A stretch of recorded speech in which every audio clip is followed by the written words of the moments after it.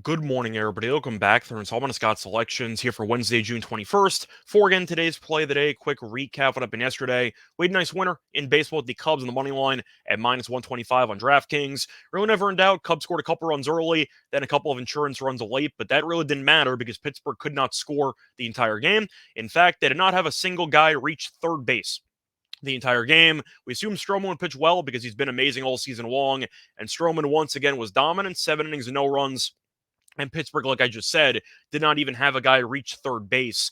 The game was kind of a rout because Pittsburgh really didn't threaten in any innings. They threatened in the seventh. I think that was basically it. But either way, the Cubs won comfortably in a shutout. Look for another winner here on Wednesday. And for today's play of the day, going to go back to baseball. Go look at a game between the Red Sox and the Twins, taking place at around 7:40 p.m. Eastern Time. And for this game, going to take a team total in this one. Going to take the Red Sox team total over 3.5 runs at minus 130 on BetMGM. Time recording of 2 a.m.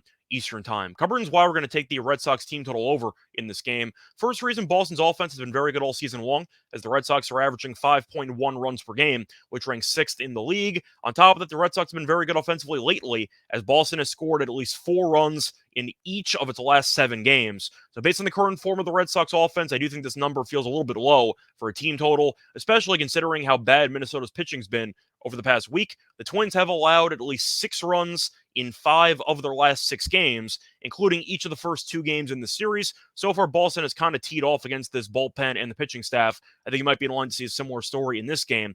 And you do have a good starter on the mound for Minnesota on paper. However, I do think that Sonny Gray's numbers are a little bit misleading based on his shaky performances lately. So Gray's home numbers are great, his overall numbers are great, but the last 2 starts, 9 total innings pitched, 3 ERA, which is decent. But he has walked 6 guys, and that explains why he's barely gone any length in these starts. It's because he really can't keep his pitch count down. And Boston does rank top 10 in walks per game. I think you might see the Red Sox potentially get into some long counts, maybe fouling some extra pitches off, and Gray's pitch count might be a problem once again, where even if he pitches well, he might only go 5 innings, and you get to deal with Minnesota's bullpen for 4 innings, which is definitely a nice perk, being the road team getting a guaranteed 9 at-bats. But you're looking at Boston's numbers against Gray in his career.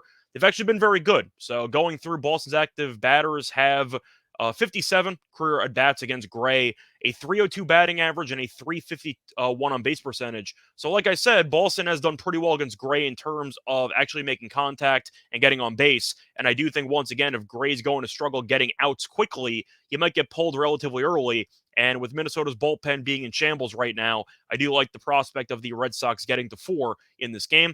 Plus, go through the actual trends between these teams. You have seen a lot of runs when these teams get together. The over is 13, 3, and 1 in the last 17 meetings, like the first 2 games in this series, for example. The point is, Boston has been hitting the ball very well lately, and really all season long.